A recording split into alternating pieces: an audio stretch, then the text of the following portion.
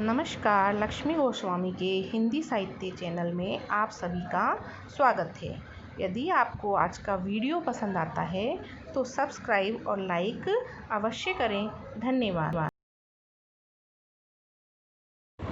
आज हिंदी साहित्य के अंतर्गत हम रेखा चित्र का अध्ययन करेंगे। रेखा चित्र, जैसा कि शब्द से ही समझ में आ रहा है हमें, रेखाओं द्वारा बनाया गया चित्र। तो ये अक्सर देखते हैं हम कला के क्षेत्र में प्रयोग होता है इस शब्द का, या फिर गणित के क्षेत्र में प्रयोग होता है। हम देखते भी हैं रेखाओं से बनाए गए चित्र को हम रेखा चित्र बोलते हैं, लेकिन हिंदी साहित्य में ये एक विधा है, और ये विधा कैसे है इसको हम आज समझते हैं। रेखा चित्र शब्द अंग्रेजी के स्केच शब्द का हिंदी रूपांतरण है। किसका है? स्केच। जैसे स्केच से रेखाओं के माध्यम से किसी व्यक्ति या वस्तु का चित्र प्रस्तुत किया जाता है। स्केच से क्या किया जाता है? रेखाओं के माध्यम से हम किसी व्यक्ति या वस्तु का चित्र बना देते हैं। ठीक वैसे ही शब्द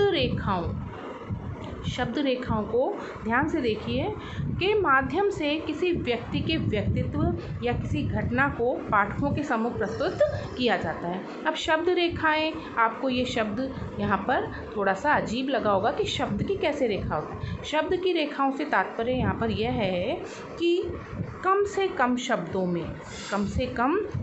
में किसी भी व्यक्ति, वस्तु या घटना का ऐसा वर्णन करना कि पाठक के सामने उसका एक चित्र सा अंकित हो जाए और उसे लगे कि वह घटना या किसी वस्तु या व्यक्ति के बारे में जिसके बारे में वो सुन रहा है वो उसके सामने ही उपस्थित है। तो रेखा चित्र कहानी से मिलता जुलता साहित्य रूप है। रेखा चित्र किससे मिलता जुलता रूप है? कहानी से मिलता जुलता रूप है। रेखा चित्र में कम से कम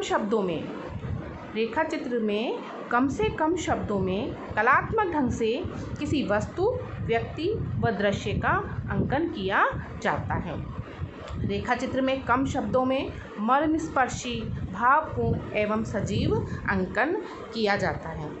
तो रेखा चित्र में से कम शब्द प्रयोग किए जाते हैं, लेकिन वर्णन होता है भावपूर्ण, सजीव अंकन लगता है। सजीव अंकन मतलब वो हमें ऐसा लगता है प्रत्यक्ष में सामने दिखाई दे रहा हो और ऐसा लग रहा है जैसे कि हम वहीं पर उपस्थित हों। रेखा चित्र को स्वतंत्र विधा के रूप में स्थापित करने का श्रेय पद्म सिंह शर्मा कृत पद्म पराग को दिया जा सकता है। तो पद्म सिंह शर्मा द्वारा लिखित है ये पद्म पराग, जो प्रथम रेखा चित्र माना गया है स्वतंत्र विधा के रूप में।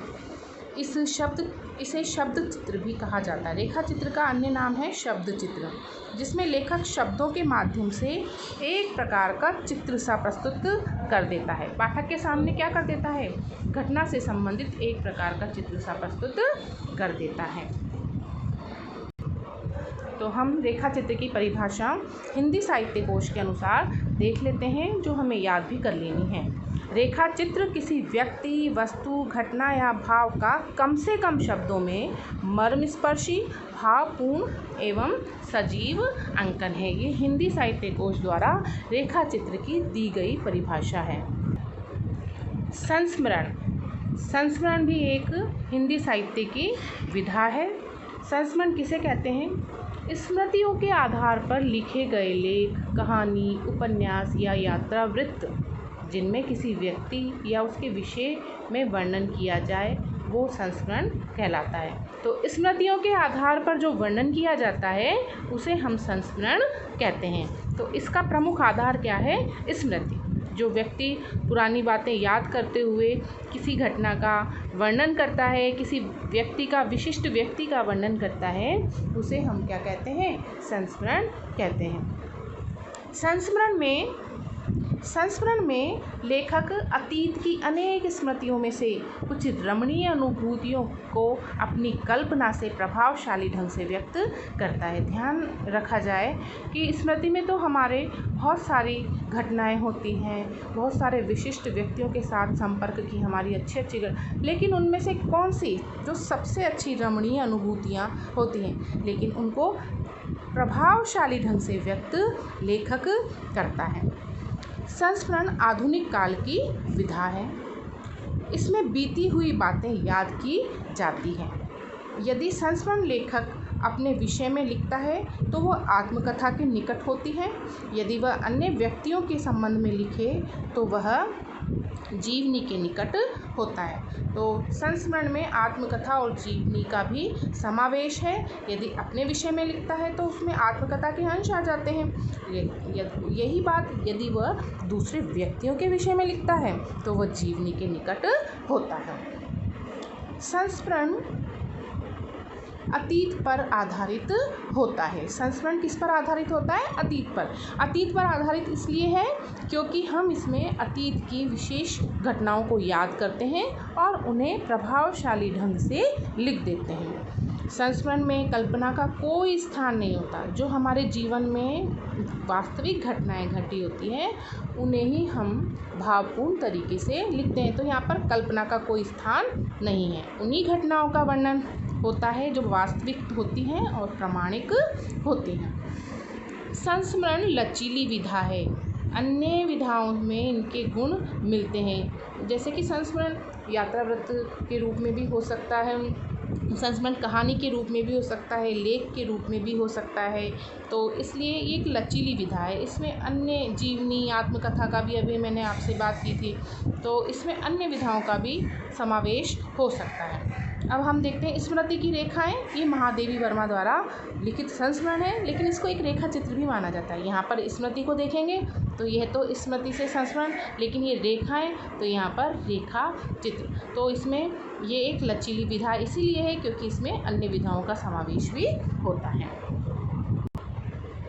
अक्सर प्रश्न पूछ लिया जाता है कि रेखा चित्र और संस्मरण में क्या अंतर है, तो हम इस पर भी बात कर लेते हैं। रेखा चित्र। रेखा चित्र में वस्तु, व्यक्ति, घटना, स्थान का वर्णन होता है और पाठक के मन में उस घटना का, उस व्यक्ति का मन में हूबहू चित्र बन जाता है। ऐसा लगता है जैसे कि वो हमें सामने ही दिखाई दे रहे हैं। जबकि संस्मरण में क्या होता है? लेखक स्वयं के या किसी अन्य व्यक्ति के जीवन की घटना का वर्णन करता है, मतलब अतीत के आधार पर करता है। रेखा चित्र में लेखक तटस्थ होकर लिखता है, जबकि यहाँ पर संस्मरण लेखक स्मृति के आधार पर लिखता है। रेखा चित्र में वर्णित घटना, व्यक्ति, वस्तु आदि से लेखक का व्यक्तिगत जुड़ाव आवश्यक नहीं है। रेखा चित्र किसी और व्यक्ति के बारे में और वस्तु के बारे में भी लिख सकता है जिनको वो व्यक्तिगत रूप से जुड़ा हुआ नहीं है, लेकिन यहाँ पर संस्मरण में लेखक का घटना से जुड़ाव आवश्यक है क्योंकि वह उसकी स्मृतियों पर आधारित है। अतीत, वर्तमान, भविष्य में वर्णन। रेखा चित्र का वर्णन अतीत में भी किया जा सकता है, वर्तमान में भी किया जा सकता है और भविष्य में भी किया जा सकता है, जबकि संस्मरण में केवल अतीत की घटनाओं का ही वर्णन होता है।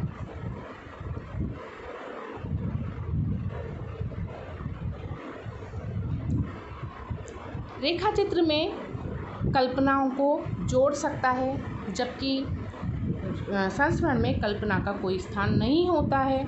इसमें रेखा चित्र में कम से कम शब्दों में भावपूर्ण वर्णन किया जाता है, इसलिए यहाँ पर अनावश्यक वर्णन नहीं किया जाता। लेकिन यहाँ पर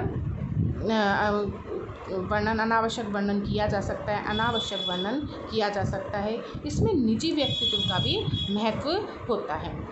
प्रमुख रेखा चित्र हैं अतीत के चलचित्र, पथ के साथी, स्मृति की रेखाएं, ये महादेवी वर्मा ने लिखी हैं, और माटी की मूर्तें ये राम वृक्ष बैनीपुरी द्वारा लिखित हैं।